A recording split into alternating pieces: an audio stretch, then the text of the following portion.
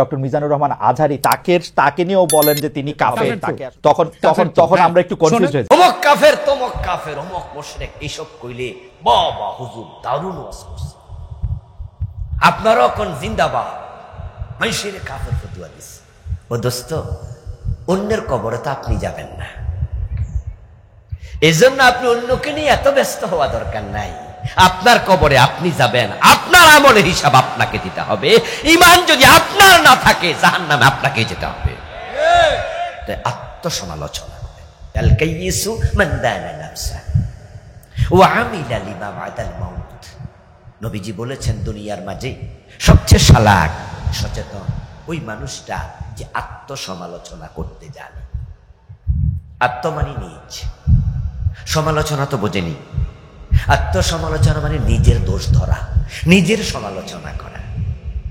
বলুন তো, আমরা কি নিজের দোষ বেশি খুঁজি না মানুষেরটা খুঁজি? এবং যে মানুষেরটা খোঁজে খুব চালাক মনে করে, পাবলিক নিয়ে কথা কয়, মানুষকে নিয়ে টেনশন, নিজের খবর। এই পৃথিবীর মাঝে অসংখ্য মানুষ, তার মাঝে ইমানদারের সংখ্যা আপনারা বলুন দেখি, কনসেপশনটা জানি। পৃথিবীতে মানুষ তো 800 কোটির উপরে, কম বেশি। ইমানদার বেশি না কম? মাশাআল্লাহ, একবারই সলিড উত্তর, খুব কম। এবং ইমানদার কম, কিন্তু আল্লাহ তাআলা তাদেরকে ভালোবাসেন সবচেয়ে বেশি, কারণ তারাই প্রকৃত অর্থে আল্লাহর কাছের মানুষ, আল্লাহর প্রিয় মানুষ, আল্লাহর ভালোবাসার মাখলুক। ঈমানদারদেরকে আল্লাহ তাআলা এতটাই ভালোবাসেন যে কোরআন মাজিদে সূরাতুল বাইয়িনাতে আল্লাহ বলছেন, উলাইকা হুম খায়রুল বারিয়া। যারা ঈমানদার, আল্লাহ বলে তারা আমার সৃষ্টির মাঝে সবচেয়ে সেরা। সুবহানাল্লাহ, সবচেয়ে সেরা। এই জন্য তিনি কোরআনে অসংখ্য জায়গায় আমাদেরকে ডেকেছেন, ইয়া আইয়ুহাল্লাযীনা আমানু, ও ঈমানদারেরা, ও ঈমানদারেরা। আপনার মোবাইলে কার কল বেশি আসে? যে আপনাকে চিনে না তার কল আসে অ্যাভেলেবেল, ভুলে রং নাম্বারে আসতে পারে। আপনার মোবাইলে তো তার কলই আসবে যে আপনার খুব কাছের মানুষ। আর সবচেয়ে বেশি কল কে দেয়? যে আপনার সবচেয়ে কাছে। এটাই নিয়ম। আরবি একটি প্রবাদ আছে, যে ব্যক্তি মান আহাব্বা শাইআন আকসারা যিকরা, যে যাকে বেশি ভালোবাসে সে তাকে বেশি স্মরণ করে, সে তাকে ডাকে, তার সাথে কথা বলে। আপনাদের এই এলাকায় গত সরকারের আমলে এমপি ছিল না? ছিল তো। আচ্ছা, এমপি সাহেব আপনারে কয়দিন কল দিছে? দিছে? আচ্ছা, এবার বলুন তো, উনার বউকে উনি কল দেয় নাই? উনার ছেলেকে দেয় নাই? ভাইকে দেয় নাই?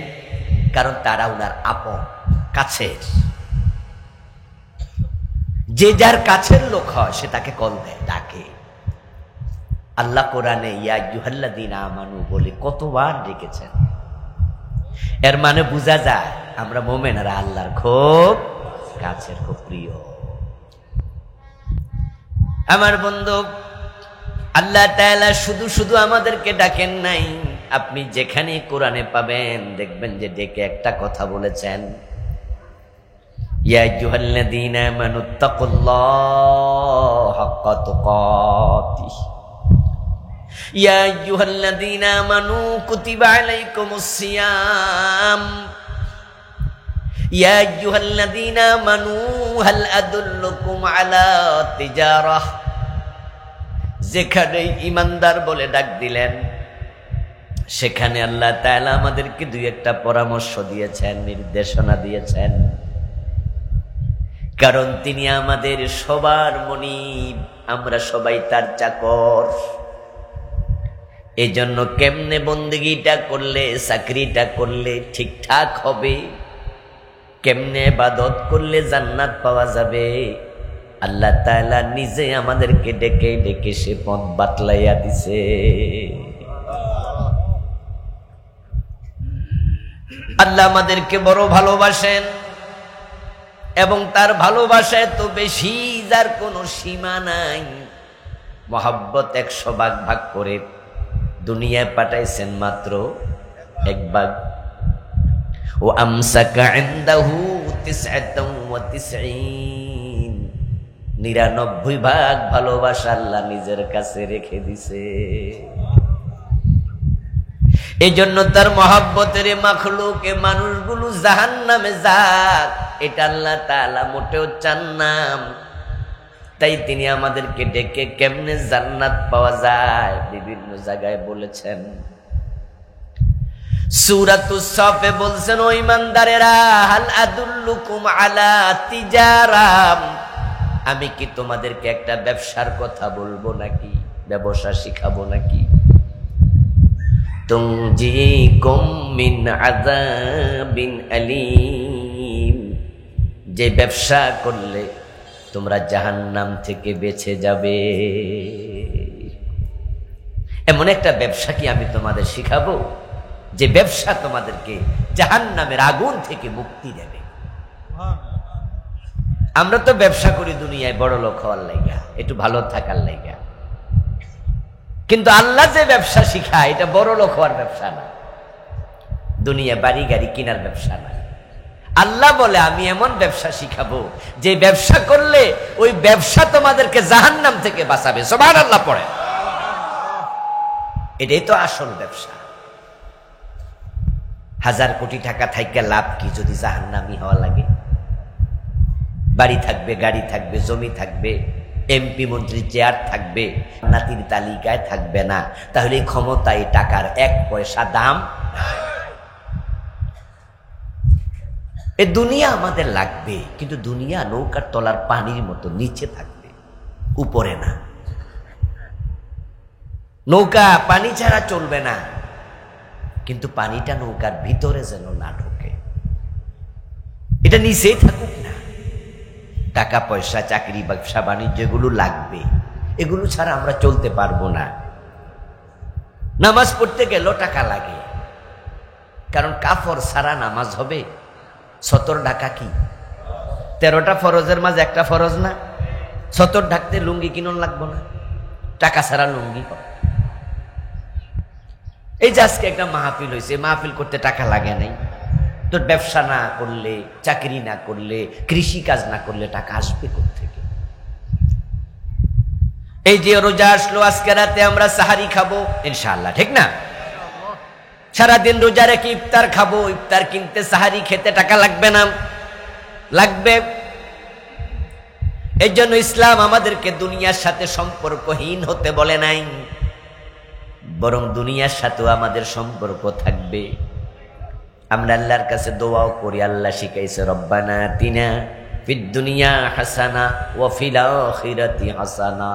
আমরা দুনিয়ার কল্যাণও চাই, আখিরাতের কল্যাণও চাই।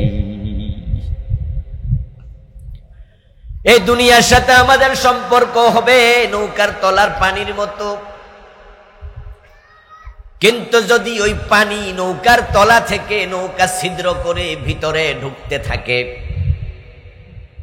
এবং যিনি মাঝি তিনি ওই নৌকার পানিটা শেষ করে করে বালতি দিয়ে, বল দিয়ে ফেলে না দেয়, যেই পানি ছাড়া নৌকা চলে না, ওই পানিটা নৌকার ভিতরে ঢুকলে নৌকা ডুবাইয়া দিতে পারে। দুনিয়ার সাথে আমাদের সম্পর্কের চেয়ে বেশি যেন না হয়। আমরা দুনিয়াকে আমাদের জীবনের লক্ষ্য বানাবো না, আমাদের জীবনের লক্ষ্য হবে আল্লাহর জান্নাত পাওয়া। এজন্য এটা আমরা কষ্ট করে কামাই করা টাকা আল্লাহর রাস্তায় খরচ করে আমরা জান্নাত খুঁজে বেড়াই। আমরা বছরে 2.5% যাকাত দেই, হিসাব করে করে দেই, 1 টাকা কম দেই না, কারণ যাকাত না দিলে আল্লাহ ধরবে। আমরা যখন প্রয়োজন হয় তখন আল্লাহর পথে আমরা টাকা দেই। আমরা হজ করার জন্য মক্কায় চলে যাই 5 লাখ টাকা খরচ করে। আমরা মসজিদ বানাইতে, মাদ্রাসা বানাইতে দান করি। আমার প্রিয় ভাইয়েরা, আমরা আল্লাহর জান্নাত পাওয়ার জন্যই জীবন চলি, আমাদের পথ চলবে জান্নাতমুখী। তবে জান্নাতে যাওয়ার পথে দুনিয়ায় থাকা লাগবে 30, 40, 50, 80 বছর, তখন দুনিয়াও আমাদের লাগবে। তবে দুনিয়াটা কলবের ভিতরে ঢুকতে দেয়া যাবে না, এটা কলবের বাহিরে রাখা লাগবে। কলবে থাকবে শুধু আল্লাহর ভয়।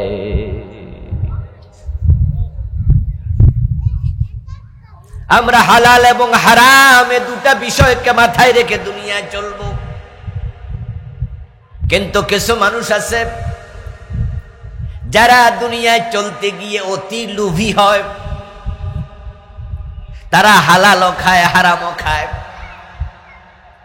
যারা ব্যবসা করে আপনাদের এই বাজারে, ওই বাজারের ব্যবসায়ী যা ব্যবসা করলো, ওই ব্যবসায়ী কি তার পুঁজি খাটায় নাই?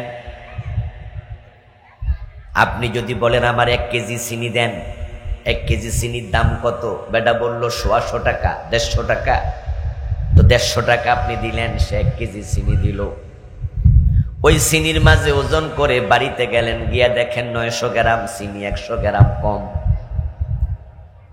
এখন বেটা যে ব্যবসায় 900 গ্রাম দিল, ওই 900 গ্রাম কি টাকা দিয়া কিনে আনে নাই? মাগনা পাইছিল, পুঁজি খাটে নাই। তাহলে এই 900 গ্রাম থেকে যে ব্যবসাটা করলো এটা ছিল হালাল। কিন্তু যে 100 গ্রাম কম দিছে ওইটা হালাল না হারাম?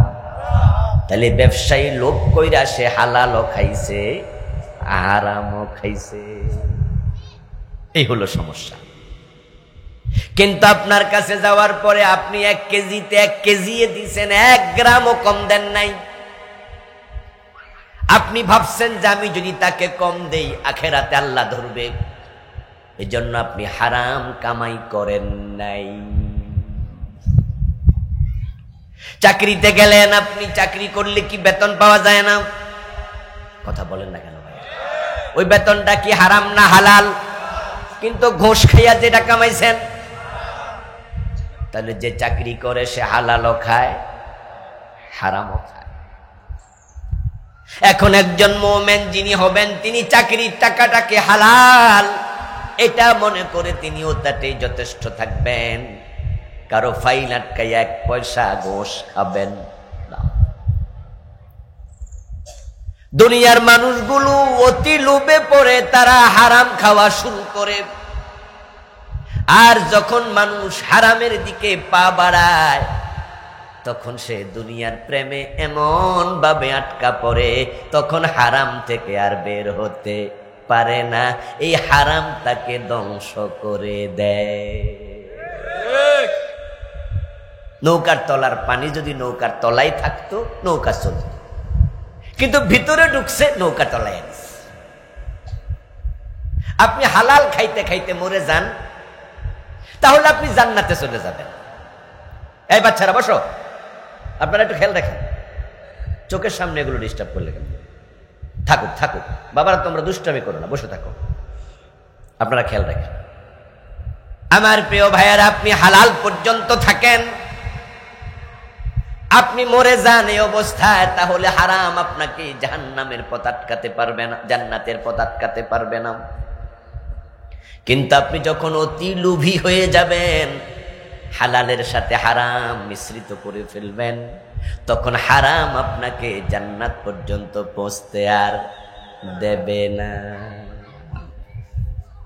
নবীজি বলছেন, আর দুনিয়া হালওয়াতুন খাদারা, দুনিয়া বড় সতেজ, দুনিয়া বড় মিষ্টি।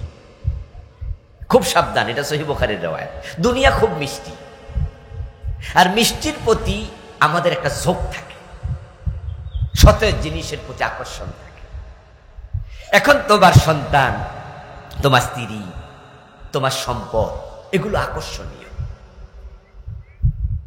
যুগিনা লিন-নাসি হুব্বুশ শাহওয়াতি মিনান নিসাই ওয়াল বানিন والقناطير المقنطرة من الذهب والفضة والخيل المسومة والأنعام والحرث ذلك متاع الحياة الدنيا।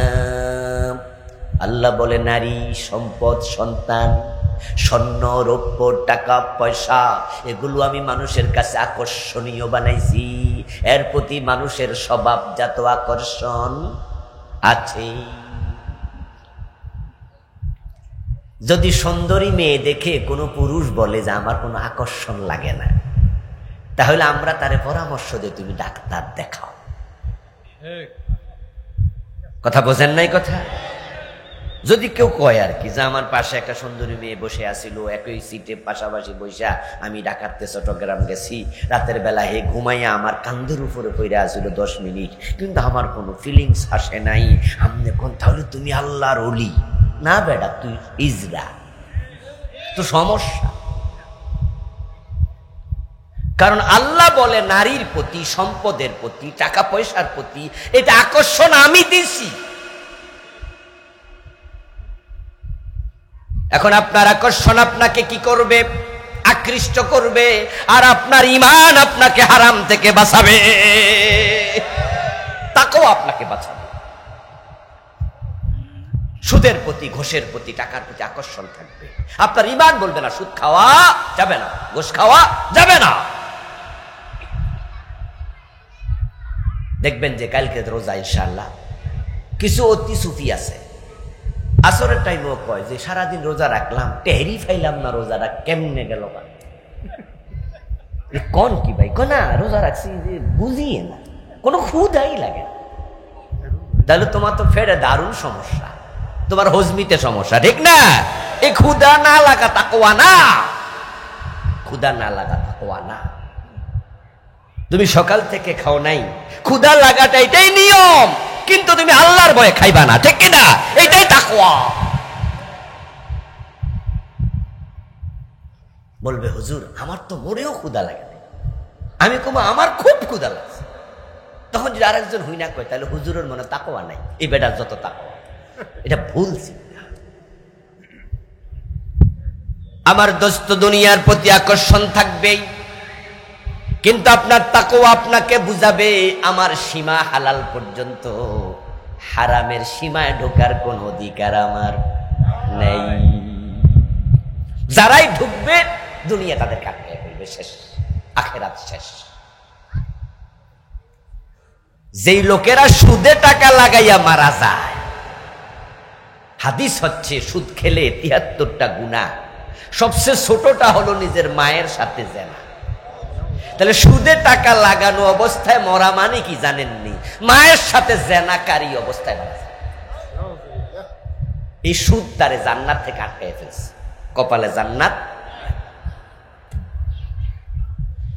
যে বেটা হারাম খাইতে খাইতে মরছে, পেটে হারাম, কাপড়ে হারাম, মানে কি জানেন? মানে হলো যে হারাম খায় তার 1 রাকাত নামাজও কবুল হবে না। তাহলে তার হারাম তাকে জান্নাত থেকে আটকায় ফেলছে, শেষ।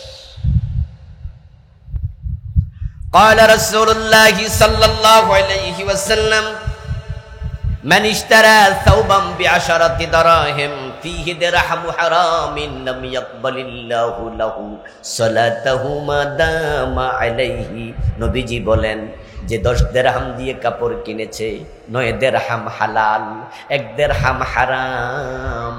ওই 1 দিরহাম হারাম কাপড়ে ঢুকেছে, যতই নামাজ পড়ো 1 রাকাত আর কবুল হবে না। এজন্য বেশি লোভ কইরা দুনিয়াতে আটকা পড়েন না। আপনাদের বাড়িতে যদি মধু থাকে, তাহলে বাড়িতে কখনো কখনো পরীক্ষার জন্য আমার কথা যদি টেস্ট করতে চান, আপনি কিছু মধু চকির নিচে ফেলে রাখবেন, ঘরের মেঝেতে 100 টাকা পরিমাণ মধু ফেলে দেবেন। দেখবেন যে সকালবেলা ঘুম থেকে উঠে অনেকগুলো পিঁপড়া মধুর চারপাশে। কিছু পিঁপড়া দেখবেন খুব চালাক, ওরা মধুর কাছে আসছে, তাদের যে 6টা পা আছে 3টা পা সামনে দিয়া মধু খাচ্ছে, আর 3টা পা মধুর বাহিরে রাখছে, পেট ভরছে, হাইটা চলে গেছে। আর কিছু পিঁপড়া এত ব্যাককল, হে 6 পা দিয়া খাইতেছে, খাওয়ার পরে পেট ভরছে, রওনা দিছে, মধু কো যাওয়ার সুযোগ আর আটকায় রাখছে, বইরে।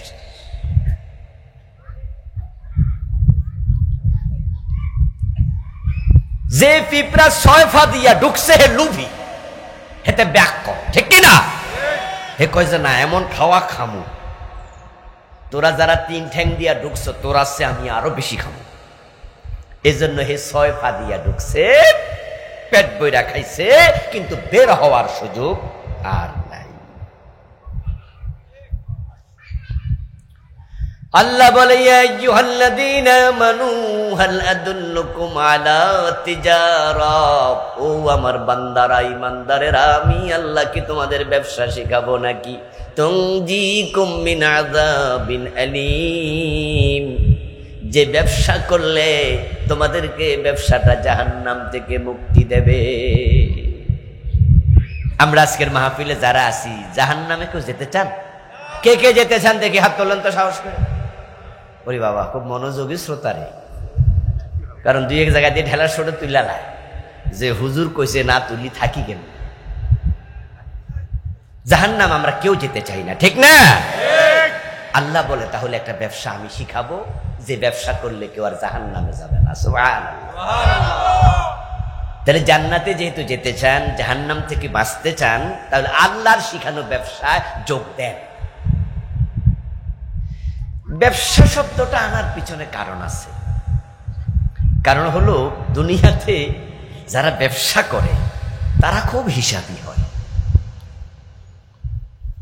এজন্য দেখবেন যে ব্যবসা যে করে, সে যে মালটা কিনছে 10 টাকা দিয়া, সে এই মালটা কিন্তু 10 টাকায় বেচতে চাইবে না। প্রয়োজনে 10 মিনিট বয়ে থাকবো, যে 1 টাকা নি বেশি চাই, এটা অপেক্ষা করি, কারণ আমি কষ্ট করে আনছি, কিনছিও 10, বেচমুও 10, না না তো লাভ কি হলো? লাভের চিন্তা খুব থাকে, এটা ব্যবসার নিয়ম। এই জন্য ব্যবসায়ীরা তাদের ব্যবসায় হিসাব বেশি করে। হিসাব করা মানে সচেতনতা, এটা খারাপ কিছু না। এই জন্য আল্লাহ ব্যবসার কথা বলেছে, অর্থাৎ জান্নাতে যেতে হলে সচেতন হওয়া লাগবে, সচেতন হওয়া লাগবে। এখন আমরা সচেতন হব। আল্লাহ যে ব্যবসা শিখাচ্ছেন সে ব্যবসায় আমরা জয়েন করব। এখন জাহান্নাম থেকে বাঁচার জন্য সূরা সফে যে ব্যবসা আল্লাহ শিখালেন, ওই ব্যবসায়ের পুঁজি হলো 3টা। কয়টা পুঁজি? 3টা। 1 নাম্বার তুমিনুনা বিল্লাহ, 2 নাম্বার ওয়া রাসূলিহি, 3 নাম্বার ওয়া তুজাহিদুনা ফি সাবিলিল্লাহ। তোমরা 3টা পুঁজি খাটাবে, তাহলে তুমি ব্যবসায় সফল। এই 3টা পুঁজি খাটাইয়া ব্যবসা করতে করতে চোখ তোমার বন্ধ হবে, আজরাইল হাজির হবে, তুমি সফল হয়ে জান্নাতে ঢুকে যাবে। পরে আল্লাহ, পরের আয়াতে আল্লাহ বলছেন, নিজে বলছেন, ইয়াগফির লাকুম যুনুবাকুম ওয়া ইউদখিলকুম জান্নাতিন তাজরি মিন তাহতিহাল আনহার। এই ব্যবসা যদি তুমি করো, তাহলে আমি আল্লাহ তোমাকে ক্ষমা করে দেব। সুবহানাল্লাহ। পড়ে এই 3টা কাজ করলে আমি ক্ষমা করে দেব। বলুন তো প্রিয় ভাইরা, ক্ষমার মালিক কে? আল্লাহ। এখানে ক্ষমা করবেন ঘোষণা দিলেন কে? আল্লাহ। তাহলে আমরা তো এমন এক মহান সত্তার কথা শোনাচ্ছি, যার কথার মাঝে কোনো হেরফের হওয়ার সম্ভাবনা নাই, এবং তিনি ওয়াদা খেলাপ করেন না। এই 3টা পুঁজি আজকে আপনারা খাটাবেন। আমার সাথে একমত হয়ে যাবেন ইনশাআল্লাহ। আমিও খাটাবো, আপনারাও খাটাবেন। রাজি আছেন তো ইনশাআল্লাহ? তাহলে জান্নাত, তাহলেই জান্নাত। 1 নাম্বার ঈমান আনো আল্লাহর উপরে, তুমিনুনা বিল্লাহি ওয়া রাসূলিহি, আল্লাহ এবং রাসূলের উপর ঈমান আনো। তো আমরা 2টাকে মিলে একটা বলতে পারি, শুধু ঈমান, আল্লাহর উপর ঈমান, রাসূলের উপর ঈমান, মানে ঈমান আনো। এরপরে জিহাদ। ঈমান কি? অনেকে মনে মনে ভাববেন যে হুজুর ঈমান তো আনছি, ঈমান না আনলে কি এই মাহফিল আইছি? হ্যাঁ, ঈমান আপনি এনেছেন মক্তবে পড়তেই, কালেমা শিখেছেন, মনে মনে ভাবছেন যে আপনি একজন মুমিন। হ্যাঁ, কালেমা পড়লেই তো মুমিন হয়, কিন্তু কালেমা পড়ার পরেও কাফের এমন লোক কি পৃথিবীতে নাই? আমাদের দেশে যারা কাদিয়ানি, এরা কি কালেমা পড়ে না? তো এরা মোমেন না কাফের? আপনাদের 5 দোনার গিরিশচন্দ্র সেন এখানে তো বাড়ি নাকি? আচ্ছা, কোরআন মাজিদ যখন বঙ্গানুবাদ করছে লা ইলাহা ইল্লাল্লাহ, এই শব্দ কি বাদ দিছিল? এটার অনুবাদ করে নাই, এটা পড়ে নাই, লিখে নাই, বলে নাই, কিন্তু মরার পরে জানাজার নামাজ হয়েছিল। আচ্ছা, গিরিশচন্দ্র সেনরা আমরা কেউ মোমেন মনে করি, কালেমা পড়লে মোমেন না। বরং বাংলাদেশে অসংখ্য মানুষ আছে যারা সকাল সন্ধ্যায় জিকির করছে, 5 ওয়াক্ত নামাজ পড়ছে, রমাদানে রোজাও রাখবে, কিন্তু আসলে লোকটা মুমিনই না। মসজিদে গিয়ে পীরের পায়ে সেজদা দেয়, মসজিদে গিয়ে আল্লাহকে সেজদা দেয়, আবার দরবারে যাইয়া পীরের পায়ে সেজদা দেয়, এমন লোক নাই?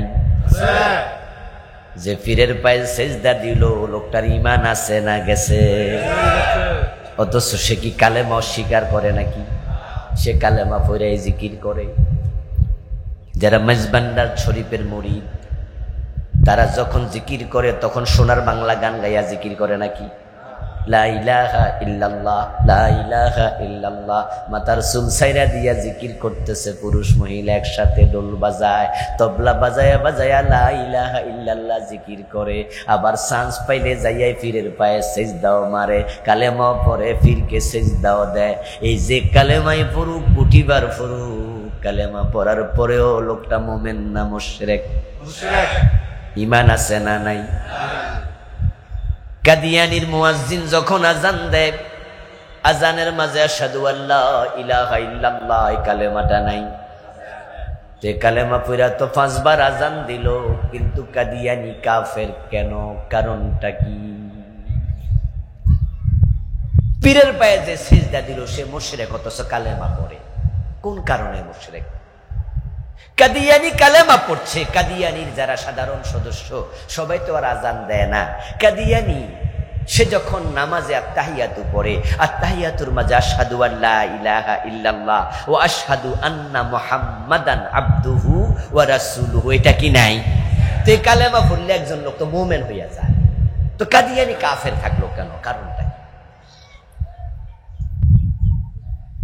নবীজি সাল্লাল্লাহু আলাইহি ওয়াসাল্লাম 1450 বছর আগে বলছেন, ইয়াতি আলান নাসি জামানুন ইয়াজতামিউনা ফিল মাসাজিদি লাইসা ফীহি মুমিন। এমন এক জামানা আসবে যে জামানার মানুষগুলো মসজিদে জামাতের সাথে নামাজ পড়বে, কিন্তু তাদের মাঝে একজনেরও ঈমান থাকবে না। একটি জামানা আসবে, ইমামও কাফের, মুয়াজ্জিনও কাফের, মুসল্লি সব কাফের। ইমামও মুশরিক, মুয়াজ্জিনও মুশরিক, মুসল্লি সব মুশরিক। তারা 5 ওয়াক্ত নামাজ জামাতে পড়বে, একটারও ঈমান থাকবে না। ওই জামানা আসবে। 1450 বছর আগে রাসূল বলেছেন। আমি জানতে চাই আপনাদের কনসেপশনটা, ওই জামানা আসবে না এসে গেছে? এসে গেছে। ইয়েস, এসে গেছে। এজন্য সাবধান হন। তাদের মাঝে আপনি আছেন নাকি? আত্মসমালোচনা করুন। আত্মসমালোচনা করতে শিখতে হবে। কাদিয়ানি কেন কাফের হলো? কি অপরাধ তাদের? কি অপরাধ? অপরাধ শুধু একটা, তারা আল্লাহর কোরআনের একটা মেসেজকে অস্বীকার করেছে, দ্বিমত করেছে, মাত্র একটা। বাংলাদেশে যারা কাদিয়ানি তারা সবাই হানাফি মাযহাব ফলো করে। তারা আমাদের মতো এখানে হাত বাঁধে, তারা আমাদের মতো আল্লাহু আকবার এভাবে তোলে, আমাদের মতো আমিন আস্তে আস্তে বলে। তারা সব কিছু আমাদেরটাই ফলো করে, কিন্তু আমরা নবী মুহাম্মদকে শেষ নবী বলি, তারা এটা বলতে রাজি হয় না। এক জায়গায় প্যাঁচ লাগাইছে, আর সব ঠিক আছে। তাদের কেরাত, তাদের কুনুত, তাদের কিয়াম, তাদের রুকু, তাদের সিজদা, এভরিথিং আমাদের সাথে 100তে 100 মিলে। টুপি, দাড়ি, পাজামা, পাঞ্জাবি সব, মেসওয়াক পাগড়ি। তারা কোরআন মাজিদের শুধু একটা মেসেজ অস্বীকার করে, সেটা হলো খাতামান নবিয়্যিন। গোলাম আহমদ কাদিয়ান নামে একটি লোক 1835 সালে জন্ম নিয়েছে। এই লোকটা বড় হইয়া হঠাৎ করে একদিন নিজকে নবী দাবি করলো। নাউজুবিল্লাহ পড়ে। আজ থেকে 250 বছরের কম বেশি আগে অথচ 1450 বছর আগে আল্লাহ বলছে খাতামান নবিয়্যিন, মুহাম্মদ শেষ নবী, তারপরে আর নবী নাই। এই লোকটা যখন নিজেকে নবী দাবি করলো, আল্লাহর কোরআনের সেই আয়াতের সাথে সংঘর্ষ লাগাই দিল। আর কোরআনের কথার বাহিরে যে চিন্তা করবে ঈমান শেষ। এটাই কুফর। কুফর মানে অস্বীকার করা। আল্লাহ বলে মুহাম্মদ শেষ নবী, কাদিয়ানীরা কয় না, গোলাম আহমদ কাদিয়ানী নবী। নাউযুবিল্লাহ। গোলাম আহমদ কাদিয়ান নিজেকে নবী দাবি করলো, সে কাফের হয়ে গেল, এই আয়াতের বিরুদ্ধে গেল। এবং একদল হতভাগা মানুষ গোলাম আহমদ কাদিয়ানকে একজন নবী হিসাবে মানল। ঈমান আছে না গেছে? যারা কাদিয়ানি তারা কেউ হিন্দু সন্তান? আরে হিন্দু ধর্মের লোক কি কাদিয়ানি হয় নাকি? কোন ইহুদি কোন খ্রিস্টান কাদিয়ানি হয়েছে নাকি? যারা কাদিয়ানি হয়েছে তারা সকলে ছিল আমার আপনার ভাই, তারা মুসলমানেরই সন্তান। কিন্তু গোলাম আহমদ কাদিয়ানকে নবী মেনে তারা ঈমান হারালো। ও দোস্ত, ঈমান কি? ঈমান হলো কোরআন মাজিদের বিসমিল্লাহর বা থেকে মিনাল জিন্নাতি ওয়ান নাসের সিন পর্যন্ত যত হরফ আছে সব মানতে হয়, যত বিধান আছে সব মানতে হয়, সবগুলো একসাথে মানার নাম হলো ঈমান। ছোটকালে মক্তবে কালেমা শিখাইছে, কালেমাই শাহাদাত, কালেমাই তাওহীদ, কালেমাই তামজিদ, বিভিন্ন কালেমার মাঝে একটা আছে ঈমানে মুজমাল, আমানতু বিল্লাহি কামা হুয়া বিআসমাইহি ওয়া কাবিলতু জামিআ আহকামিহি। বাংলা অর্থ কি? আল্লাহর উপর তুমি ঈমান এনেছো, আনার পরে ঘোষণা করছো দোস্ত ওয়া কাবিলতু, আমি কবুল করছি, জামিআ আহকামিহি, আল্লাহর সব হুকুম, সব এই সব হুকুমের মাঝে, সব বিধানের মাঝে নবী মুহাম্মদ শেষ নবী, এটা আছে না নাই? কাদিয়ানি পেছ লাগাইছে, সব তো আর মানা হলো না, একটা তো বাদ পড়ে গেছে। তাই ঈমান আছে না শেষ? আল্লাহর সব হুকুম মেনে মুমিন হওয়া লাগে। অঙ্কের মতো, অঙ্কের মতো 10 লাইনের অঙ্ক, 9 লাইন ঠিক লিখছেন, 1 লাইন ভুল লিখছেন, 10 নম্বরে কত পাইবেন? যে মোটে লেখে নাই সে যেমন 0, আর যে 1 লাইন ভুল করছে সেও হইল 0। যে কোরআন মোটেও মানে না সেও কাফের, আর যে কোরআনের 1 অক্ষর মানবে না সেও কাফের। This is very sensitive. জান্নাতে যাওয়ার জন্য ব্যবসা প্রথমটা ঈমান। তুমিনুনা বিল্লাহি ওয়া রাসূলিহি, ঈমান। প্রিয় ভাইয়েরা আমার, এই যে কাদিয়ানি গুলো একটা পেছ লাগাইলো, কাফের হয়ে গেল, একটা বিধান অস্বীকার করলো। ইবলিস শয়তান আল্লাহর এত ইবাদত করছে, ইবাদত করতে করতে করতে করতে সে ফেরেশতাদের সাথে থাকতো। যদিও ইবলিস কিন্তু ফেরেশতা না, কোরআনে আছে কায়না মিনাল জিন, ইবলিস হলো জিন জাতির সদস্য, কিন্তু সে থাকতো ফেরেশতাদের সাথে। এত ইবাদত করছে, কোন কোন বর্ণনায় আসছে পৃথিবীর 5 আঙ্গুল জায়গা পাওয়া যাবে না যেখানে শয়তানের সেজদার দাগ নাই। এবার বলুন তো, সেই ইবাদতকারী ইবলিস বর্তমানে মুমিন না কাফের? ইয়েস। কোরআনে আসাবা ওয়াস্তাকবারা ওয়া কানা মিনাল কাফিরিন, ইবলিস কাফের হয়ে গেছে। এবার আপনাদের কাছে আমার প্রশ্ন, ইবলিস আল্লাহর কয়টা আইন মানে নাই? এই যে কাফের হইল, সে কি আল্লাহর অস্বীকার করছে? কইছে আল্লাহ আমনে নাই, এটা কইছে নাই? এটা কিন্তু বলে নাই। হে বলে না আল্লাহ আপনারে মানি না। বরং আল্লাহ যখন তাকে জান্নাতের সীমা থেকে বের করে দিছে, বলেছে ফাখরুজ মিনহা ফাইন্নাকা রাজিম, তুই বেরিয়ে যা, তুই অভিশপ্ত। সে জান্নাতের সীমা থেকে বের হয়ে কি বলেছিল, আল্লাহর সাথে কি বলেছিল, সেই কথাটা আল্লাহ কোরআনের আয়াত বানিয়ে নাজিল করছে। ইবলিস বলছে রব্বি ফাআনজিরনি ইলা ইয়াউমি ইউবআসুন, ও আমার রব আমারে কিয়ামত পর্যন্ত হায়াত দাও। ইবলিস আল্লাহকে কি বলে ডাকলো? হ্যাঁ মাশাআল্লাহ, কথা বলেন, কি বলে ডাকলো? রব্বি। রব্বি অর্থ কি? হে আমার রব। রবে কয় তুই কাফের, কিন্তু হে কয় যেটাই কোন কোন, কিন্তু আমনে আমার রব।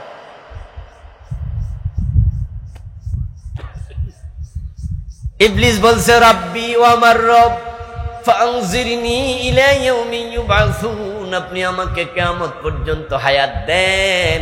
ইবলিস দোয়া করছে কার কাছে? হায়াত চায় কার কাছে?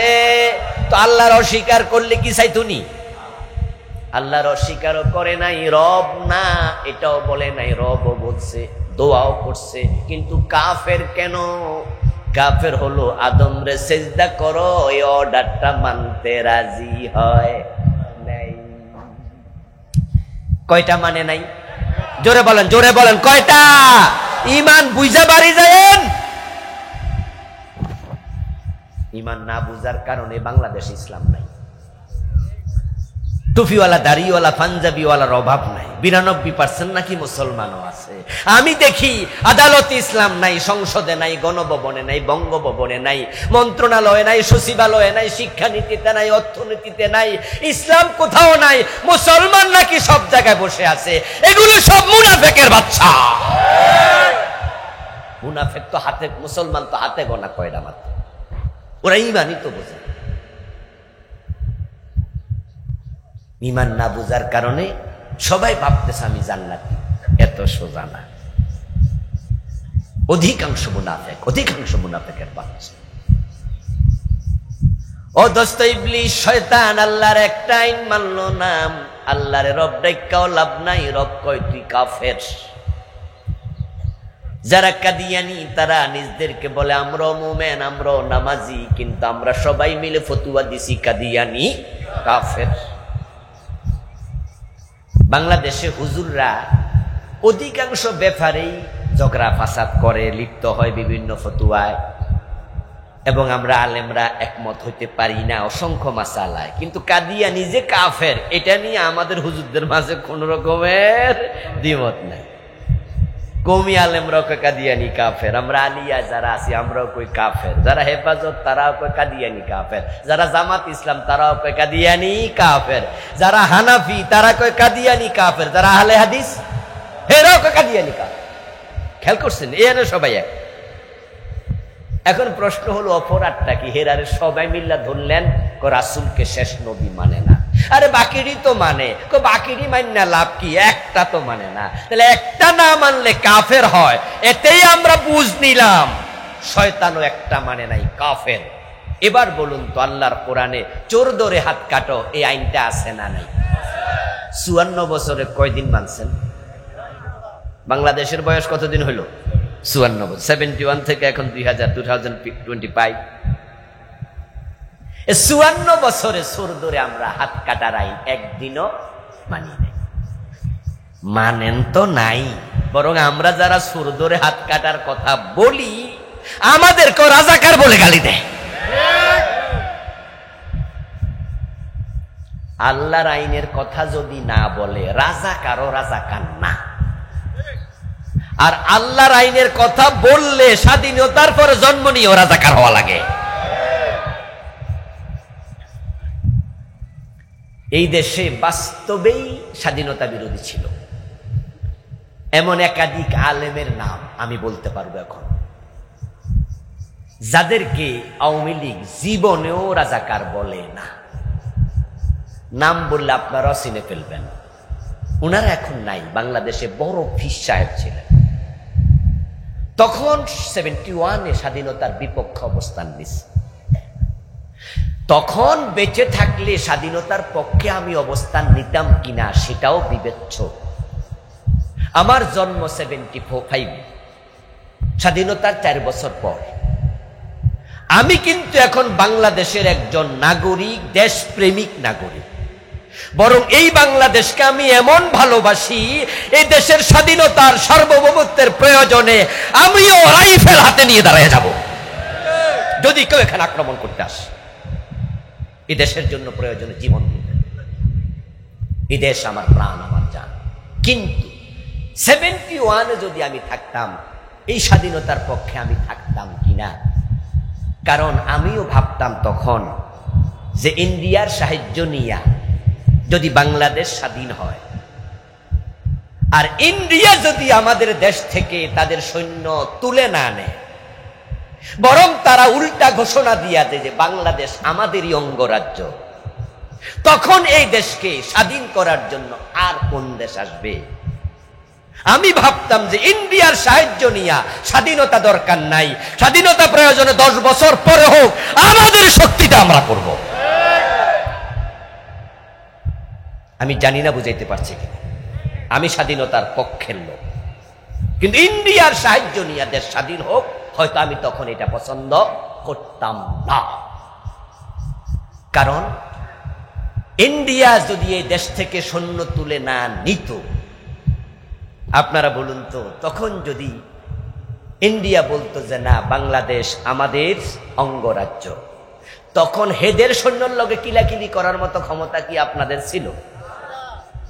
অবস্থা কি দাঁড়াতো? অবস্থা দাঁড়াতো যে আপনি বান্দরের লগে কিলাকিলি কইরা বান্দর থেকে আলাদা হইয়া বাঘের মুখে পড়া লাগত।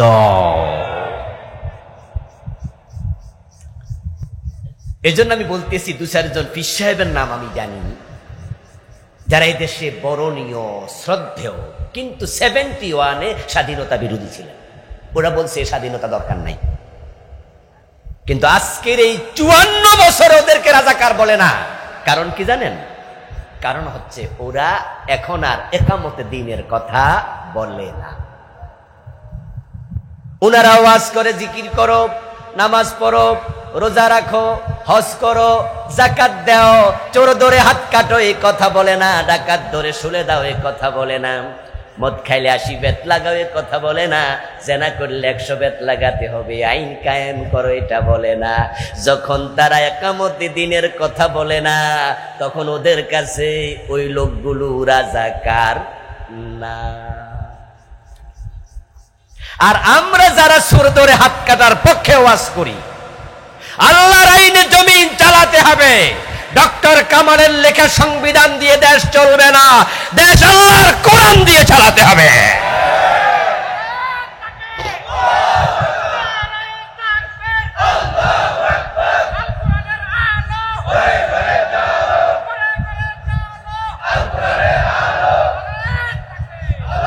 আমার প্রিয় ভাইয়েরা, এই কথা বলার কারণে আমার জন্ম 75-এ, কিন্তু 4 বছর পরে জন্ম নিলে কি হয়েছে? রাজাকার গালি যে কতবার খাইছি আল্লাহ। চোর ধরে হাত কাটা, এটা কি কোনো দলের আইন না আল্লাহর আইন? আইনটা কোরআনে আছে না নাই? ইবলিস আদমকে সেজদা করে নাই, রাজি হয় নাই। ইবলিসের ঈমান আছে না গেছে? 54 বছরে চোর ধরে হাত কাটতে রাজি হলেন না, তাহলে আপনার ঈমান আছে কেমন? আবার বন্ধু, সূরাতুন নূরে আল্লাহ বলছেন, যানিয়াতু ওয়াজ-যানি ফাজলিদু কুল্লা ওয়াহিদিন মিনহুমা মিয়াতা জালদা ওয়ালা তাখুযুকুম বিহিমা রাফাতুন ফি দীনিল্লাহ। জানাকারী নারী, জানাকারী নারী, জানাকারী পুরুষ, তাদের প্রত্যেককে 100 করে বেত দাও, এবং বেত্রাঘাত করার সময় আল্লাহর বিধান কায়েমে তাদের প্রতি মনে কোনো ভালোবাসার উদ্রেক যেন না হয়। 100 মানে 100। জানা করছে 100 বেত দাও, কোনো ভালোবাসা দেখাইও না। বিবাহিত হলে পাথর মারো। আপনাদের কাছে জানতে চাইব, কোরআনের এই বিধান 54 বছরে কোন আদালতে দেখছেন কায়েম করতে?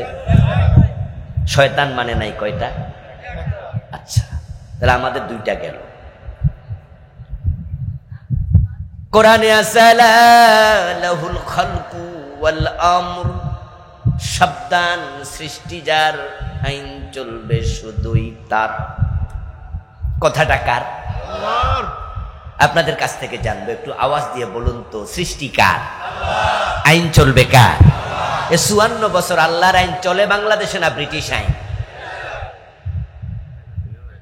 প্রিয় ভাইয়েরা, ব্রিটিশরা যে আইন করে গেছে 72-তে যখন সংবিধান বানায় ডক্টর কামাল হোসেন মিয়ার নেতৃত্বে, আল্লাহর কোরআনের একটা আইনও ঢুকায় নাই, জালেমগুলো সব ব্রিটিশ আইন ঢুকায় রাখছে। আপনি আইন মানবেন ব্রিটিশের, দাবি করবেন আল্লাহর গোলাম, এটা তো হলো না। যদি আল্লাহর গোলাম হইতেন তাহলে আল্লাহর আইন মানতেন, ঠিক না? আচ্ছা, 54 বছর যে দেশটা আল্লাহর আইনে চলে না, এটা মনে হয় আজকে শুনলেন আমার থেকে, ঠিক না? আগে শুনছিলেন? আচ্ছা, এই যে আপনি আগেই জানেন, তো আল্লাহর আইন চালু করার জন্য আপনার ভূমিকাটা কি? কি কাজ করছেন আপনি?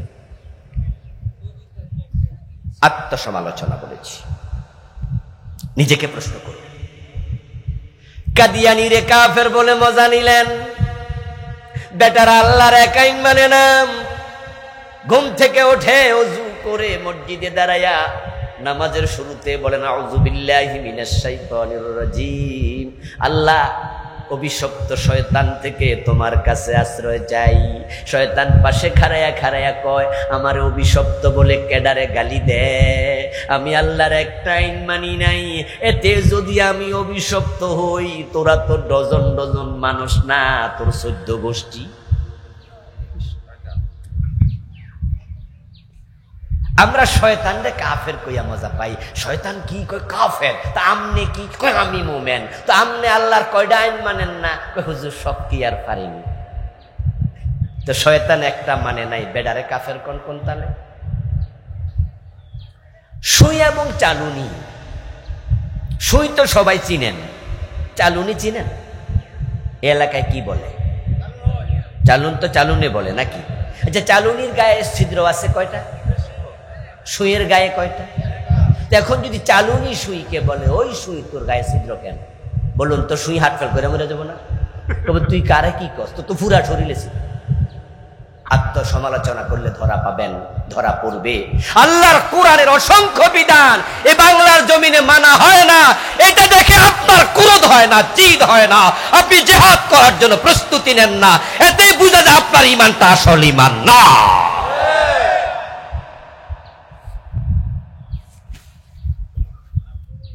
আপনি অর্ধেক কেমন নেন, আর মনে করে ভালো করে শুনুন তো, ঈমান কখনো অর্ধেক হয় না, ঈমান অর্ধেক চলে না। أفتؤمنون ببعض الكتاب وتكفرون ببعض فما جزاء من يفعل ذلك منكم إلا خزي في الحياة الدنيا। আল্লাহ কোরআন মাজিদে বলে, তোমরা কি কোরআনের কিছু মানবা, কিছু বাদ দিবা? নামাজ পড়তে হবে 5 ওয়াক্ত, কয় কে কে রাজি? সব মুসল্লি কয় হুজুর রাজি। চোর ধরে হাত কাটতে হবে। আবার কিছু লোক কয় হুজুর এমন কথা কইেন না, কারণ হলো যদি চোর ধরে হাত কাটে অনেক নেতারই হাত থাকবে না।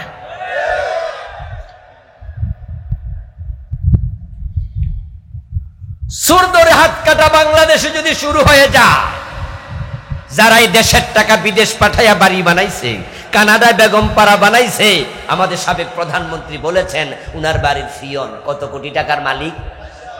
400 কোটি। এগুলা কি চাকরি করে কামাইছে না চুরি করছে? প্রশ্ন, যদি বাড়ির ফিয়ন 400 কোটি টাকার মালিক হয়, বাড়িওয়ালা কত কোটি টাকা চুরি করছে? হিসাব হিসাব। শুধু এস আলম গ্রুপ ইসলামী ব্যাংকের 18টা শাখা থেকে টাকা বিদেশে পাচার করছে 80,000 কোটি। আপনি অঙ্ক খেয়াল করছেন? 80,000 কোটি। আচ্ছা, এস আলম গ্রুপ যে টাকাটি বিদেশ পাঠাই দিচ্ছে, আমাদের গভর্নর, অর্থমন্ত্রী, অর্থ সচিব ওগুলা টের পায় নাই না? সবাই আরে ভাগযোগ করে খাইছে। ভাগযোগ করে খাওয়ার কারণে দেশটা তলাবিহীন ঝুরি। এখন ব্যাংকে 10 লাখ টাকার চেক দিলে রিফিউজ করে। 12 টাকা দিয়ে একটা ডিম কিনে খাওয়া লাগে।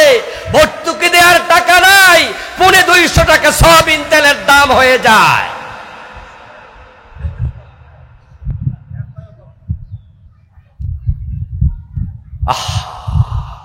বঙ্গবন্ধু শেখ মুজিবুর রহমান বড় শখ নিয়ে 7ই মার্চে একটা ভাষণ দিছিলেন। ভাষণের শেষে বলছিলেন, এবারের সংগ্রাম স্বাধীনতার সংগ্রাম, এবারের সংগ্রাম মুক্তির সংগ্রাম। কিসের মুক্তি? তখন কি মানুষ সব জেলখানায় ছিল নাকি? উনি নিজেও তো ছিল সোহরাওয়ার্দী উদ্যানের মাঠে। তো কিসের মুক্তি চায়? মুক্তি ছিল অর্থনৈতিক মুক্তি, যেটা পাকিস্তান আমাদেরকে দেয় নাই। উনি বলেছিলেন অর্থনৈতিক মুক্তি হবে, সোনার বাংলা হবে। দেশ স্বাধীন ঠিক হলো। মাত্র 2.5 বছরের ব্যবধানে স্বপ্ন ভেঙে গেল। বঙ্গবন্ধু আফসোস করে বলেছিলেন, মানুষ পায় স্বর্ণের খনি, উনি পাইছে চোরের খনি। বলেছিলেন, আমার ডানে চোর, বামে চোর, সামনে চোর, পিছনে চোর। আমি বলি, দোস্ত ও নেতা, তুমি আয়নার সামনে দাঁড়াও, আয়নার ভিতরও চোর দেখতে পাবে। প্রিয় ভাইরা, এই যে আল্লাহর বিধান, চোর ধরে হাত কাটো, মানলেন না। এটাকে আপনারা কি মনে করেন? এটা একটা আইন, এটা পলিটিক্স। অথচ নবী মুহাম্মদুর রাসূলুল্লাহ সাল্লাল্লাহু আলাইহি সাল্লাম বলেছেন, আমার মেয়ে ফাতেমা চুরি করলে আমি ফাতেমার হাতও কাটবই। আমার প্রিয় ভাইয়েরা, মদ পান করলে 80 বেত দিতে হবে, এমন আইন হাদিসে আছে না নাই? আছে। হযরত ওমর তো নিজের ছেলে আবু শাহমাকেও রেহাই দেন নাই। মদ্যপানের অপরাধে প্রিয় পুত্রকে নিজ করে মেরেছ দোররা, মরেছে পুত্র তোমারই চোখের পরে। আমার প্রিয় ভাই, চোর ধরে হাত কাটলেন না, ডাকাত ধরে শুলে দিলেন না, জেনা করলে পাথর মারলেন না, আল্লাহর আইনে দেশ চালাইলেন না, মদ পান করলে 80 বেত দিলেন না। এই যে ডজন ডজন বাদ দিলেন, কাদিয়ানি একটা বাদ দিছে, তাদের বিরুদ্ধে ফতুয়া। ইবলিস শয়তান একটা আইন মানে নাই, সে কাফের। এবার আত্মসমালোচনা করে দেখুন তো আমাদের ইমানের খবর কি?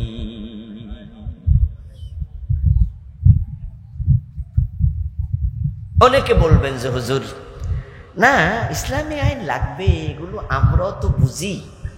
এটা ঠিক, আপনার ওয়াজ খারাপ না, ওয়াজ ঠিকই আছে, আল্লাহর আইন তো লাগবেই। আর আল্লাহর আইন না মানলে তো ইমানও থাকবো না। মানি তো মানলে আসেন এবারে ইসলামের পক্ষে ভোট দেন, কোরআনটাকে সংবিধান বানানোর জন্য চেষ্টা করেন। বলে হুজুর হুজুর এবার না, পরের বার। হইল হইল হইল হইল কথা। আপনি রাজি হলেন, এবার আসবেন না। কেন আসবেন না এবার? হুজুর আপনারা আর একটু আগা, হুজুররা এক হইলে ইসলাম কায়েম হবে। এজন্য আপনারা এক হইয়া সারেন, এক হইয়া সারলে তারপরে আমরা একমত হয়ে যাব। আপনি মনে মনে ভাবছেন আমি তো ইসলামের পক্ষে আসার জন্য রেডি। আমার প্রশ্ন, আমরা আগালাম, হুজুররাও একমত হইল, কিন্তু আগামীবারের আগে আজরাইল আপনার সামনে হাজির, তখন আপনার কি অবস্থায় মৃত্যু হবে? এই জন্য ইসলাম এই দেশে কবে কায়েম হবে, আদৌ হবে কিনা সেটা আপনার ভাবাও দরকার নাই।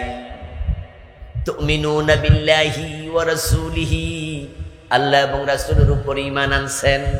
ওয়া তুজাহিদুনা ফি সাবিলিল্লাহ, এবার আল্লাহর রাস্তায় জিহাদ করার জন্য প্রস্তুতি নেন।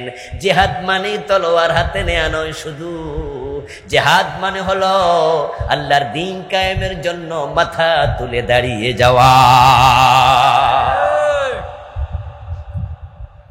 জিহাদ শব্দের অর্থ হচ্ছে প্রাণান্তকর প্রচেষ্টা। নবীজি সাল্লাল্লাহু আলাইহি ওয়াসাল্লাম পৃথিবীতে এসেছিলেন উদ্দেশ্য লিইয়ুযহিরাহু আলা দ্বীনি কুল্লিহি, কোরআনের বিজয় করবে রাসূল। ওই কোরআনের বিজয়ের জন্য সমাজে সাহাবারা রাসূলের সাথে একমত হয়েছেন, মক্কায় চেষ্টা করেছেন, ষড়যন্ত্রের শিকার হয়েছেন। সাহাবারা তো হিজরত করে ইথিওপিয়া চলে গেল, কেউ ইয়াসরাবে চলে গেল। যারা মক্কায় ছিল কাফেররা ধরে জেলে দিল। নবী মুহাম্মদকে 3 বছর জেলের ভিতর রেখে দিল, যে না, আমাদের এই আরব ভূমিতে তোমরা তোমাদের রবের কথা বলতে পারবা না। সাহাবাই কেরাম কি জেল খাইটা, হিজরত কইরা, ভয় পাইয়া তারা কি এই কথা থেকে দূরে সরছে না চালাইয়া গেছে? এটার নামই জিহাদ, এটার নামই জিহাদ। আপনাকে যে দায়িত্ব আল্লাহ তাআলা দিলেন, সে দায়িত্বটা বাস্তবায়নের জন্য আপনি মাথা কখনো নোয়াবেন না, মাথা উঁচু থাকবে, এটাই জিহাদ। মুখ দিয়ে বলবেন মুখের জিহাদ, কলম দিয়ে লিখবেন কলমের জিহাদ, হাত দিয়ে প্রতিরোধ হবে হাতের জিহাদ, মাথা দিয়ে ভাববেন অন্তরের জিহাদ। আবার যখন প্রয়োজন হবে কখনো তলোয়ার হাতে নেয়া, তলোয়ার হাতে নিতে হবে, তলোয়ার হাতে নিতে হবে। রাসূল কি তলোয়ার হাতে নেন নাই? অথচ আপনারা এখানে অনেকে আছেন জিহাদের কথা শুনলে জঙ্গি জঙ্গির গন্ধ পান। জিহাদের মাঝে জঙ্গিবাদের গন্ধ গত 15 বছর খোঁজে নাই, এমন খোঁজা খুঁজছে, শুধু জিহাদের ওয়াজ করছে, ইমামতি শেষ। এমন খতিব জিহাদের ওয়াজ করেছে, জেলখানা নিয়ে গেছে, জিহাদের কথা বলছে, জঙ্গির মামলা। আপনাদের কাছে আমার প্রশ্ন, জিহাদ এবং জঙ্গিবাদ কি এক জিনিস? জিহাদ হলো ফরজ, জঙ্গিবাদ হারাম। জঙ্গিবাদ মানে হলো নিরীহ মানুষের উপরে স্বেচ্ছায় আক্রমণ করা। হ্যাঁ, এটা করেছে কিছু লোক, জিহাদের ভুল ব্যাখ্যা দিয়েছে। শায়খ আব্দুর রহমান 500 জায়গায় একসাথে বোমা ফুটাইছে, আদালতে বোমা ফুটাইয়া বিচারক মেরে ফেলেছে, সিনেমা হলে বোমা ফুটাইয়া সিনেমার দর্শক মেরেছে। সিনেমা দেখা কবিরা গুনাহ, তাই বলে কি সেখানে বোমা ফুটানো যাবে? ওখানে তো মানুষগুলা নিরীহ মানুষ। আদালতে যে বিচার হচ্ছে, সে বিচারক যদি মানুষের বানানো আইনেও বিচার করে, ওই আইন কি বেডা বানাইছে না সংসদে এমপিরা বানাইছে? তো বেডারে মারবে কেন? বেডা তো চাকরি করতে গেছে, কাজটা না যায়। মানুষের আইনে বিচার করা হারাম, কিন্তু বেডা তো নিরীহ। জিহাদ তো নিরীহ মানুষের বিরুদ্ধে হয় না, জিহাদ হয় সব সময় প্রতিরোধমূলক। যারা ইসলামকে ক্ষতি করে, নির্মূল করতে চায়, জিহাদ হয় তাদের বিরুদ্ধে। এই জন্য ইসলামের জিহাদ মানি অন্যায় যেখানে, প্রতিবাদ সেখানে। জঙ্গিবাদের বিরুদ্ধে আমরা আলোচনা করছি 3.5 লাখ মসজিদের মিম্বার থেকে, শায়খ আব্দুর রহমান যখন বোমা পড়েছে। কিন্তু কিছু লোক জিহাদটা শুনলেই সহ্য হয় না। অথচ প্রিয় ভাই দেখুন, নবীজি সাল্লাল্লাহু আলাইহি ওয়াসাল্লাম নিজেই তো 27টি যুদ্ধে ছিলেন সেনাপতি। রাসূল জীবনে হজ করেছেন একবার, আর আল্লাহর রাস্তায় জিহাদের মাঠে সেনাপতি হাজির হয়েছেন 27 বার। এই কোরআনের মাঝে জিহাদের কথা আসছে 500 বারের মতো, অথচ সবচেয়ে বেশি আলোচনা নামাজ, সেটা 80 বারের বেশি। যাকাতের কথা আসছে এমন কাছাকাছি, হজের কথা আসছে মাত্র 4-5টা আয়াতে, রোজার কথা আসছে 4-5টা আয়াতে, আর জিহাদের কথা আসছে প্রায় 500 আয়াত। রাসূলুল্লাহর একজন সাহাবী আপনি খুঁজে পাবেন না যিনি জিহাদের ময়দানে যায় নাই। সব সাহাবী ছিল মুজাহিদ। এখন এই জিহাদটা হবে জান এবং মাল দিয়ে। মাল দিয়ে কেন জিহাদ হয়? কোন জিহাদে মাল লাগে? ও দোস্ত, যে জিহাদ করার জন্য রাস্তায় নামলে প্রতিপক্ষ হামলা করবে, তখনই দেখা যাবে জেলে যাওয়া লাগবে। এখন বাংলাদেশে তাকায়া দেখেন, যারা একামতে দ্বীনের কথা বলেছে, তাদের একজন কর্মীর বিরুদ্ধে 50টা মামলা আছে। এমন কর্মীও জেলখানায় চলে যাবেন, থাকবেন 6 মাস 5 মাস, জামিনে টাকা, থানায় টাকা, মামলার শুনানিতে টাকা, শুধু সব জায়গায় লাগবে টাকা। আহত হলেন হাসপাতালে যান, সেখানে টাকা।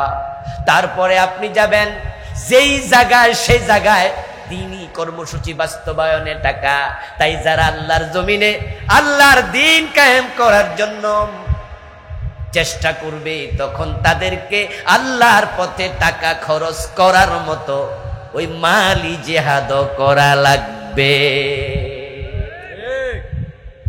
ওয়াতুজাহিদুনা ফি সাবিলিল্লাহি বিআমওয়ালিকুম ওয়া আনফুসিকুম যালিকুম খায়রুল লাকুম ইন কুনতুম তা'লামুন। আল্লাহ তাআলা বলতেছেন, আল্লাহর পথে জিহাদ করবা, জান মাল দিয়ে দ্বীন কায়েমের চেষ্টা করবা। প্রচেষ্টা মানে জিহাদ। এখন জিহাদ করতে করতে আল্লাহর দিন কায়েমের চেষ্টা করতে করতে আপনি মরে গেলেন, কিন্তু দিন কায়েম হলো না, তো চেষ্টা করে লাভ কি? অনেকে এটা ভাবে যে হুজুর ভোট দিমু ইসলামের পক্ষে, কিন্তু ফসাইয়া লাভ কি? এরকম কথা আছে না যে ফাঁস তো করবেন না হুজুর, আপনি ভালো মানুষের পক্ষে, ইসলামের পক্ষে প্রচেষ্টা, জেহাদ, ভোট, কথা, কাজ সবই করলাম, কিন্তু উনি ফেল করলো, তো ভোট ফসাইয়া লাভ কি? আল্লাহ তাআলা সূরা সফে উত্তর দিলেন, তুমি যখন আমার উপর ঈমান আনবা, রাসূলের উপর আনবা, আমার দিন কায়েমের জন্য জানমাল দিয়ে চেষ্টা করবা, তাহলে শোনো, ইয়াগফির লাকুম যুনুবাকুম ওয়া ইউদখিলকুম জান্নাত। দিন বিজয় হলো কি হলো না, এই দেশে ইসলাম আসলো কি আসলো না, ওইটার জন্য আমি আল্লাহ প্রশ্ন করব না, তোমাকে বলবো না, বরং তুমি চেষ্টা করলে সব গুনাহ মাফ করে তোমাকে জান্নাত দিয়ে দেব।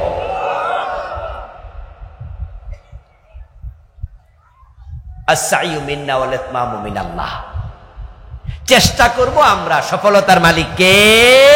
আল্লাহ। আচ্ছা, আল্লাহর নবীদের মাঝে শহীদ হয়েছে এমন নবী কি নাই? আছে। আচ্ছা, যে নবী শহীদ হয়েছে সে নবী কি দিন কায়েম করে তারপরে যেতে পারছে?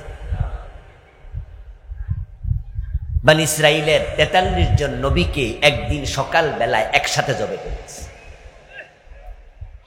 নবীজি সাল্লাল্লাহু আলাইহি সাল্লাম বলেছেন যে হাসরের দিন এমন যাবে যাদের সাথে একজন উম্মত থাকবে না। কোন কোন নবীর সাথে উম্মত থাকবে 2 জন 4 জন।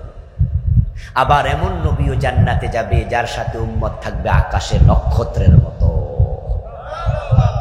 আমার প্রশ্ন আপনাদের কাছে, যেই নবী একা একা জান্নাতে যাবে ওই নবী কি ব্যর্থ না সফল? তো ব্যর্থ হলো সে জাতি যে জাতি নবীর দাওয়াত শোনে নাই।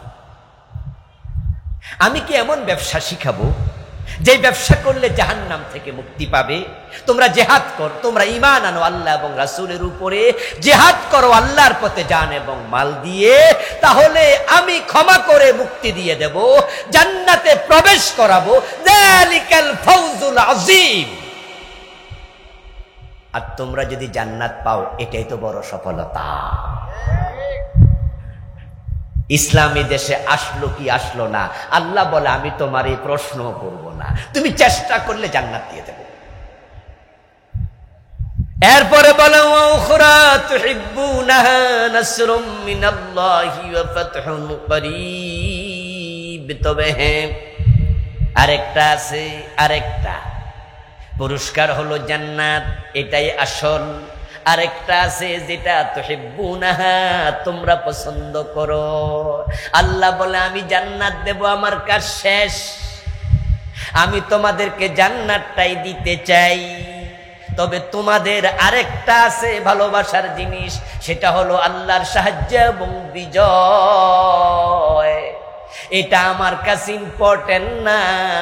আমি আল্লাহ যদি সাহায্য দিতে চাই, বিজয় দিতে চাই, তাহলে ইসলামকে পরাজিত করবে এমন ক্ষমতা পৃথিবীর কারোই নাই। তবে আমি সবসময় ইসলামের বিজয় দেই না। এজন্য আপনি অতীতের নবীদের ইতিহাস দেখেন, সাহাবীদের ইতিহাস দেখেন, আজকের পৃথিবীর দিকে তাকান, ইরাক ইসলাম, আফগানিস্তানে, বসনিয়ায়, চেচনিয়ায়, সোমালিয়ায়, কাশ্মীরে, আলজেরিয়ায়, ফিলিস্তিনে, গুজরাটে, কাশ্মীরে, আমাদের মায়ানমারে, সিরিয়াতে, ইয়ামানে, আমাদের বাংলাদেশে, এই দেশে কি ইসলাম বিজয় আছে? 54 বছরে বিজয় হয়েছে? আল্লাহকে আমি সবসময় বিজয় দেই না। আফগানিস্তান রাশিয়ার সাথে যুদ্ধ করছে, তারপরে আমেরিকা এসে নিয়ে গেছে। আমেরিকার সাথে যুদ্ধ করে গত 2 বছর আগে ক্ষমতায় আসছে। এটা এখনো কতদিন সাস্টেন্স করে আল্লাহ ভালো জানে, আদৌ তাদের হাতে থাকে কিনা। মিশরের সিসি ক্ষমতাটা কার থেকে নিল? মুরসি থেকে। সে জামাল নাসের থেকে অত্যাচার শুরু, অনেক দিন পরে এসে নির্বাচনে মুরসি পাশ করলো, 1 বছরের ব্যবধানে আবার বিজয়টা চিন্তাই হয়ে গেল। আল্লাহ বলে আমি সবসময় বিজয় দেই না, কিন্তু যারা আমার দিন বিজয়ের কাজ করে তাদেরকে জান্নাত দেই। আমরা তো জান্নাতই চাই। ইসলামের প্রথম শহীদ সুমাইয়া রাদিয়াল্লাহু তাআলা আনহা, উনি মক্কায় শাহাদাত বরণ করেন। বলুন তো উনি কি ইসলামের বিজয় দেখে গেছে? জান্নাত 1 নম্বরে পেয়ে গেছে।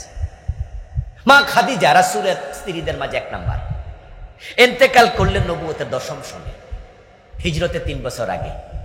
ইসলামের বিজয় হলো মদিনা যাওয়ার পরে। মা খাদিজা ইন্তেকাল করলেন মক্কায়। মা খাদিজা কি জান্নাত পায় নাই? ইসলামের বিজয় দেখে গেছে। আমাদের আল্লামা সাইদি রাহেমাহুল্লাহ, মতিউর রহমান নিজামী রাহেমাহুল্লাহ, আলী হাসান মোহাম্মদ মুজাহিদ রাহেমাহুল্লাহ, এই যে উনারা চলে গেলেন, উনারা তো অগাস্ট বিপ্লব দেখে যেতে পারেন নাই। ইসলামের বিজয় তো বহু দূরের কথা, কিন্তু উনারা তো শাহাদাতের মর্যাদা নিয়ে চলে গেছে। এজন্য আমরা যারা দিন বিজয়ের কাজ করি, একামত দিনের কাজ করি, আল্লাহ দেখবেন আপনি কাজ করলেন কিনা। তাই আসুন বাংলার এই জমিনে দিন বিজয়ের জন্য আমরা প্রাণান্তকর চেষ্টা করি। যদি আপনি ইসলামী আইনের পক্ষে পরিপূর্ণ না আসেন, আপনি মুমিন হতে পারবেন না। আল্লাহ তাআলা আমাদের সকলকে তারই জমিনে তার দিন কায়েমের চেষ্টা করার তৌফিক দিন। সবাই বলি আমিন। হাযা মা ইনদি ওয়াল ইলমু ইনদাল্লাহ আলাইহি তাওয়াক্কালতু ওয়া ইলাইহি উনীব। আসরের নামাজের আজানের সময় হয়ে গেছে। নামাজের পরে বক্তৃতা হবে না, এখনই চলবে।